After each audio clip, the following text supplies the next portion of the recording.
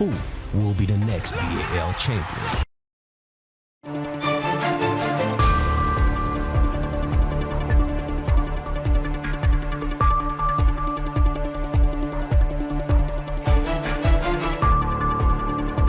Hello, I'm Esther Gitu-Yuat. It's Tuesday, May 16th. This is Africa 54.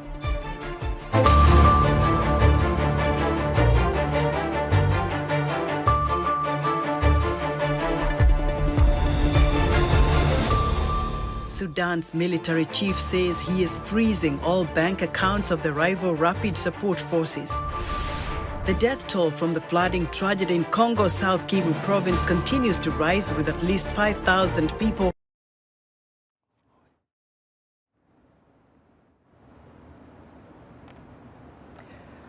Well, we begin our broadcast with a new twist in the conflict in Sudan. Sudan's military chief, General Abdel Fattah Burhan, says he is freezing all bank accounts of the rival paramilitary force. The army commander says the freeze targets all accounts of the Rapid Support Forces in Sudanese banks, as well as accounts of companies belonging to the group. Meanwhile, the Sudanese army continues to carry out airstrikes north of Khartoum, attacking its paramilitary rivals around a hospital that witnesses say was damaged in the bombardment. Intense battles in Khartoum and its sister cities of Bahri and Omdurman are also continuing to rage despite Saudi and U.S. brokered talks in Jeddah, Saudi Arabia, between the army and the paramilitary Rapid Support Forces aimed at securing humanitarian access and a ceasefire. The conflict has caused around 200,000 people to flee into nearby countries and more than 700,000 to be displaced inside Sudan, triggering a humanitarian crisis that threatens to destabilize the region. The two warring sides have so far agreed on a declaration of principles to protect civilians and secure aid access, but enforcement mechanisms and a ceasefire are still being discussed. The United Nations Refugee Agency says the number of people who fled from Sudan to Chad has doubled to at least 55,000 in just the past week, and many are women and children. Meanwhile, at Chad's border with Sudan, Sudanese government security forces tell VOA they fled their country because they have neither supplies nor ammunition to fight the RSF. As the rule of law breaks down in Sudan's Darfur region, analysts and aid groups say the risk of the conflict spreading to neighboring countries is high. In two reports from Henry Wilkins in Chad, we learn more about the Sudanese refugees fleeing to the country. But first, we delve into the instability the fighting in Sudan is causing in that region. Refugees fleeing insecurity in Sudan's western Darfur wade across the river separating the country from its neighbour, Chad. Among those who have arrived here in Khartoum are members of the Sudanese security forces, who say they've fled their country because they do not have enough supplies or ammunition to fight the paramilitary Rapid Support Forces, or RSF, which they say carried out a deadly attack on their town of Tendete, just across the border. VOA has withheld the policeman's name to protect his safety. He says he decided to flee Sudan in April. What happened is really intense and is impossible to describe. A policeman was killed and the state itself did not have the capacity to react.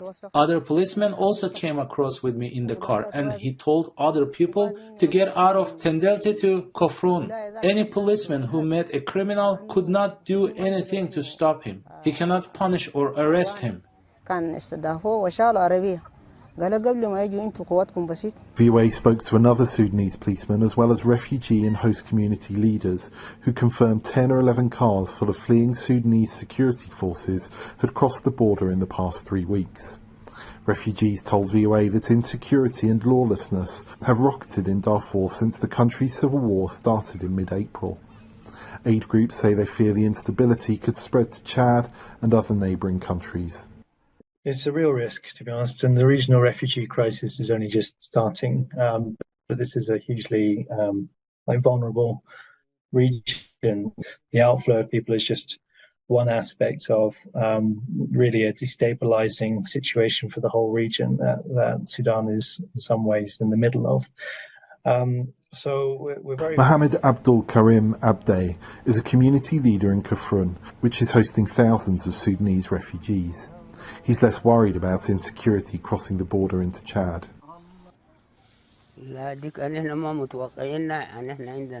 We didn't expect it to happen, but the government has assigned policemen here on the borders. Then they brought reinforcements too. We are not afraid of anything, and we feel safe.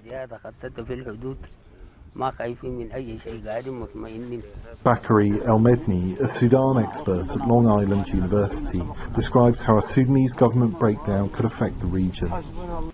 I think we're talking about a space of probably half of Europe, and with 500 million people or more. That could be open to all kind of lawlessness and activity of terrorism and all kind of things. He points out that the RSF is already aligned with rebel groups in Chad and the Central African Republic, and that the instability is fertile ground for terrorist groups like Al-Qaeda and Islamic State to take root, as in other Sahel countries. Henry Wilkins for VOA News, Kafrun, Chad. Aid groups are struggling to help 25,000 refugees who arrived in Chad from Sudan last week. The recent influx has almost doubled the number of Sudanese refugees in the country since the Sudan civil war began April 15th. To reach the site of a camp housing the new arrivals, VOA flew from the capital, N'Djamena, and then drove 4 hours to the remote town of Barota on the Chad-Sudan border. Here, a settlement that didn't exist a week ago is now the size of a town.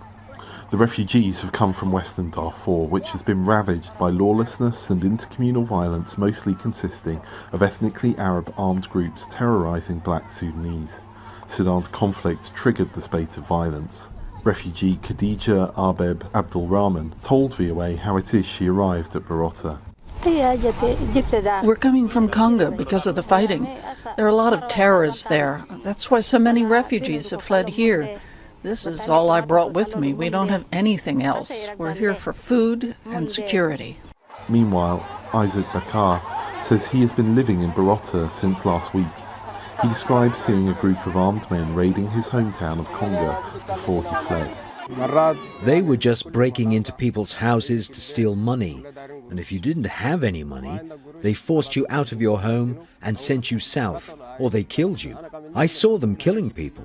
If I had owned a phone, I would have recorded it. The mayor of Barota, Toko Bahat, says he is happy to welcome the refugees as his guests and points out his community has strong ties with those across the border, but resources are strained.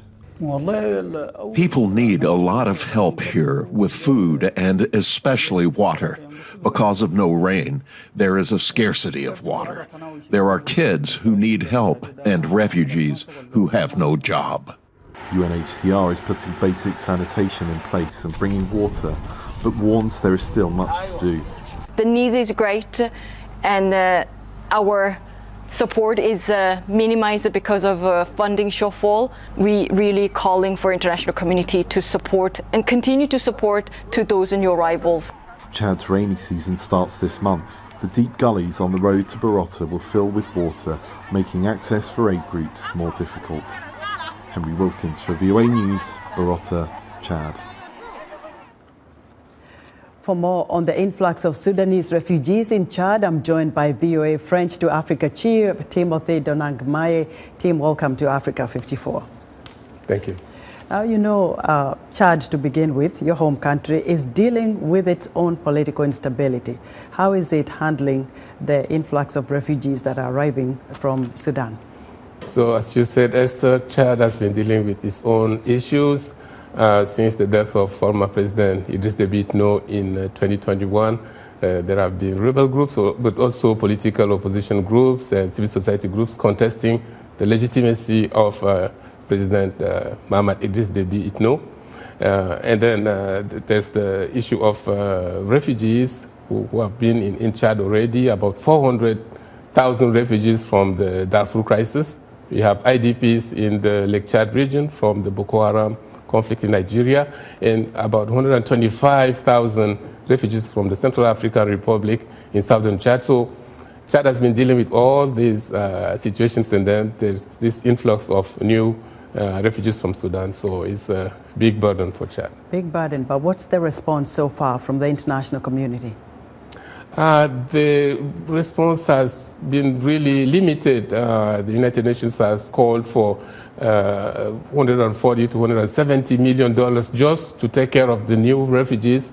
So it looks like the WPF would have to, at some time, stop helping, giving food to those refugees for lack of resources. So you have WFP there. Do we know of any other aid organization that is, stepping in? Because really, this is a serious crisis and will impact that region. The Red Cross is also there, but for all those humanitarian organizations, there's the issue of funding.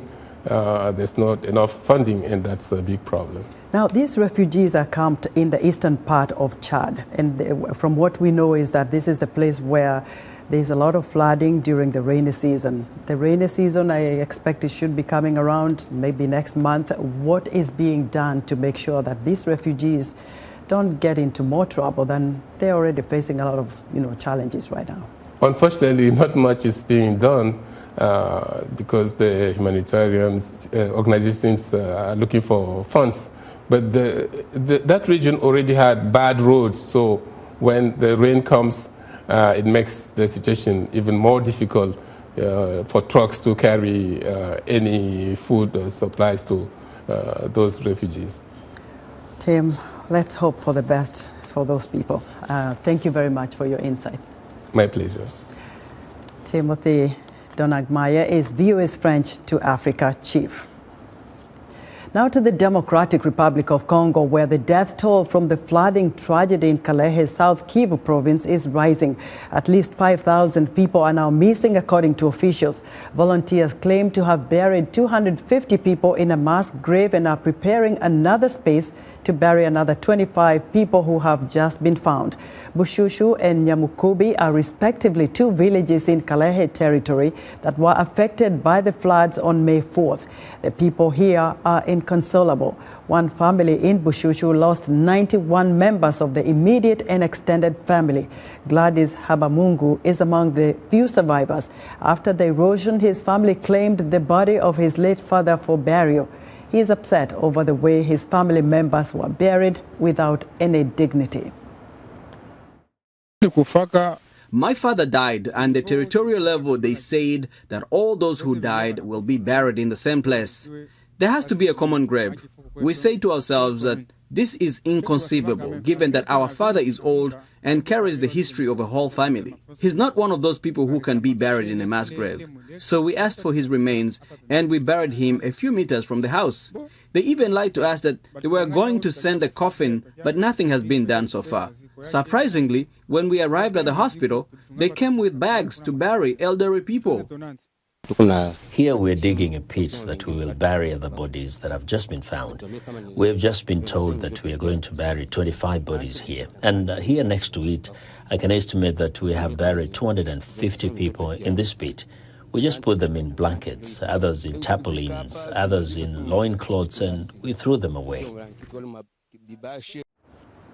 Red Cross workers are still recovering the bodies. Flood waters in central Somali left thousands of families displaced in Beledweyne, the city with the highest population in the region. The UN Office for the Coordination of Humanitarian Affairs estimates the Horn of Africa has more than 460,000 people who have been affected, including nearly 219,000 people that are displaced. Rising water levels has forced several critical facilities to close, including government offices and Beledweyne's main hospital. It was challenging for me to walk this morning because of the amount of water. I used to be able to walk through it before, but as you can see, the level has reached my waistline, and the situation is getting worse as the number of water increases.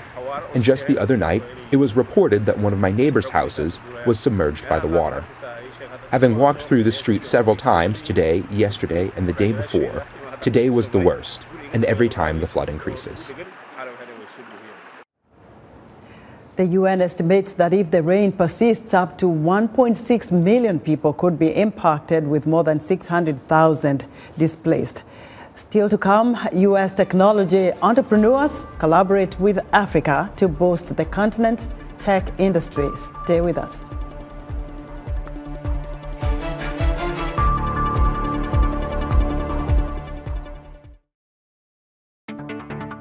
On the next Straight Talk Africa, a U.S. diplomat alleges that South Africa provided arms to Russia.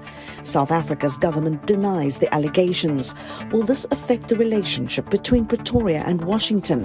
Also, an exclusive Voice of America reporting trip takes us to parts of the Democratic Republic of Congo, where the M23 rebels ruled. We'll look at the lives of the people affected. Join me, Haiti Adams, on the next Straight Talk Africa. Kigali, we are here for the BAL Finals. For the best of African basketball. The Sahara and Nile Conference delivered their verdict. The top 8 teams on the continent are chasing the Holy Grail. Who will be the next BAL champion? It's game time. In other news, 6 African leaders are planning to soon travel to Russia and Ukraine to help find a resolution to the war, according to South African President Cyril Ramaphosa. Russian President Vladimir Putin and Ukrainian President Volodymyr Zelensky have agreed to receive the African heads of state in both Moscow and Kyiv. In a landmark ruling in a country where homosexuality is illegal, the Supreme Court in Namibia on Tuesday recognized same-sex marriages contracted abroad between citizens and foreign spouses. The decision overturns a previous ruling reached last year by the High Court.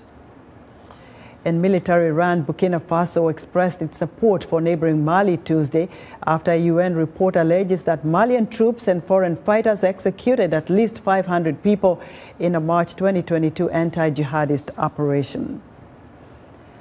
U.S. technology entrepreneurs are collaborating with Africa to boost the continent's tech industry while addressing a range of challenges faced by Africans. VOA's Mike Hovey has the details. So I started thinking about skill sets. What could I do? What could I build? Executives of reputable global tech institutions recently met in Washington, D.C. for the 2nd annual Afro-Tech Executive Summit. They stressed the importance of collaboration between U.S. firms and their African counterparts. Simone White, the Senior Vice President of Afro-Tech, a U.S. company with links to Africa, says they have several programs that facilitate for African talent to have access to U.S. capital, jobs, and sponsorships. We know U.S.-based organizations that also have locations in Ghana, mostly Ghana and Nigeria, actually, to be honest, where we've been negotiating the most, South Africa a little bit, some Cape Town, but thinking about how do we partner with organizations that are already there. We don't have to act as if we know the landscape, right? We want to make sure that we engage with people in a deep way that allows them to have access to the capital that we have access to the jobs, access to the sponsorships. Ronnie Kwesi Coleman, the founder of Meaningful Gigs, a U.S. tech company whose mission is to create over 100,000 skilled jobs for Africans, says their mission is to help build a middle class on the continent. One of my main missions, the main thing I want to do is help build a middle class in Africa. In order to build a middle class, you need people to make money, and you need them to invest that money back into the economy. Right? And so that's why we're focused on that. And the reason we have a high number like 100,000 is because we are a tech company, right? And we build technology. We have a platform that allows us to scale in different countries, different markets, faster than you would if you were kind of just doing it by hand.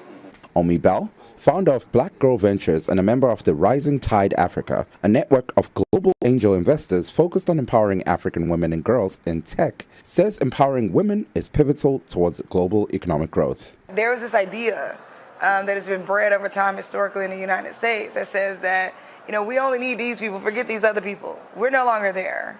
By 2044, 2045, we'll be majority people of color. It's important that everybody gets to economically participate. Entrepreneurs attending the one-day tech summit hailed Africa for its innovation, noting that the region is expected to play a pivotal role towards global technology developments. This sentiment has been echoed by several U.S. lawmakers and officials, including U.S. Vice President Kamala Harris and U.S. Secretary of State Antony Blinken, who says Washington is determined to invest and partner with Africa. Mike Ove, VOA News, Washington. The U.S. Centers for Disease Control and Prevention says America's leading cause of overdose deaths is synthetic opioids, mostly fentanyl, which can be up to 50 times stronger than heroin. U.S. law enforcement says illicit fentanyl is cheaply made from chemicals, mostly coming from China, trafficked through Mexico, and then smuggled into the United States. VOA's Natasha Mosgovaya looks at fentanyl in Washington state, including how law enforcement is responding. Illegally modified automatic weapons, hundreds of thousands of dollars in cash, and 27 kilograms of fentanyl, all seized from a Seattle apartment as part of a nationwide law enforcement operation against synthetic opioids. Jacob Galvin, a special agent with the U.S. Drug Enforcement Administration in Seattle, says fentanyl is deadly in especially small doses. That amount will fit on the tip of a pencil. And that's 2 milligrams, and that's a lethal dose of fentanyl. Homeland Security Investigation Seattle lead agent Robert Hammer says the drugs seized here came from Mexico through the southwest state of Arizona. Fentanyl-related substances, the binding agents, the presses, the molds, the dyes, we've seen a lot of those coming from China. Chinese Foreign Ministry spokesperson Mao Ning says there is no illegal fentanyl trafficking between China and Mexico. The two countries have smooth channels for anti-narcotic cooperation, and relevant departments in charge on both sides have maintained good communication. China has not received any notification from Mexico that it has seized controlled fentanyl precursors from China. The White House says it is building a global coalition to prevent illicit drug manufacturing, detect emerging drug threats, disrupt trafficking, address illicit finance, and respond to public safety and public health impacts. We're doubling down on our work to disrupt synthetic drugs, which have claimed too many American and Canadian lives. By bolstering our work together in the North American drug dialogue with Mexico and building on a new global coalition against synthetic opioids, we're working to get these killer drugs like fentanyl out of our communities. Galvin says some fake pills are made to look like their legitimate counterparts. Others are dyed in rainbow colors to make them more attractive to younger customers reached on social media. They use emojis as different codes. You don't have to have a normal conversation with anybody. Your conversation can just be a series of emojis of, what you want, how much it is, where to meet, and that. Galvin says drug cartels see no downside to selling fentanyl-laced pills that could kill their clients, because the size of the market they can reach on social media is so great, it's worth the risk. Natasha Mosgovaya, VOA News, Seattle, Washington. On Wednesday, in part 3 of Killer Fentanyl, VOA looks at community efforts to tackle the twin challenges of fentanyl abuse and homelessness. Mental illness refers to a wide range of mental health conditions and disorders that may affect your mood. The World Health Organization says at least 1 billion people worldwide suffer from some form of a mental disorder. VOA Health reporter Mkamiti Kibayasi joins us now with more. Hello, Mkamiti. Hey, Esther. Across Africa, mental health problems affect 116 million people. That's up from 53 million in 1990, according to the WHO. Africa has 6 of the top 10 countries for suicide in the world, including Kenya, South Africa, and Nigeria. To learn more about the causes of the problems, treatment, and others, Dr. Chitai Murabula, president of the Kenya Psychiatric Association, joins me live via Skype from Nairobi. Dr. Murabula, thanks for being with us today. Thank you for having me. Dr. Chitai, tell us what the cause of mental illness is and what are the main symptoms. Yes, first, importantly, we must understand that what we refer to as mental illness is many illnesses, over 150 of them, and each of them has its sort of unique causes and symptoms. And therefore, it is quite important for us to first understand that. But generally, mental illnesses, the causes are classified into biological causes, psychological causes, and social causes. Biological causes are things like the genetics of the individual, what an individual has inherited from the parents, head injuries, infections that affect the head. Those are sort of fall into that biological aspect. Psychological causes mostly refer to causes that include traumatic experiences that an individual has experienced in the past, and most of them refer to traumatic experiences in childhood, which may include death of a parent or even adverse childhood experiences like abuse by caregivers or adults in a child's life. Then social causes include things like poverty and factors related to poverty like unemployment, issues of loss, be it loss of finances, loss of freedom, such as imprisonment and divorce, and such like life events that are painful to the individual can contribute to mental illnesses. And with regard to symptoms, also the differences are apparent because of the differences in mental illnesses. But commonly, what is affected when an individual suffers from mental illness include changes in mood. So a person can either become overly sad or extremely happy to the extent that is out of step with what is normally expected or their previous disposition. And then we have changes in a person's thinking. So they can end up developing thoughts that are out of step with the individual's reality. So they may think that people, for example, are following them, or they may think of themselves as having great power or wealth that they do not have, that is totally out of step with their reality. And so because of these changes, one can also have changes in behavior. So they start behaving differently. Some people may isolate themselves in some illnesses, and in others, the individual may be overly social, but again, they may start behaving in a bizarre manner that is out of step with the expectations and the culture of the individual. So how is the mental health treatment provided, and how long does it take? Treatment for any mental illness is individualized depending on what the condition is and who the person is, because there are many forms of intervention, but generally classified into 3 groups of intervention that reflect the causes. So we have biological treatments that mostly include medication, but you can also have a treatment that uses an electric current called electroconvulsive therapy. And recently, one of the most recent physical treatments is what we call transcranial magnetic stimulation. It's a new treatment, mostly unavailable in Kenya. Dr. Murabula, the time is not in our favor. Thanks. Dr. Chitai Murabula is president of the Kenya Psychiatric Association. Back to you, Esther. Thank you, Camille.